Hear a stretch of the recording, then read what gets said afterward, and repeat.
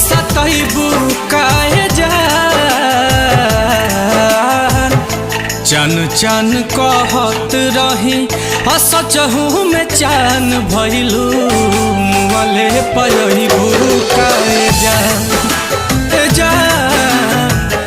चन चन कहत रही सचहू में चान भइलू मुँहले पयबू काहे जान।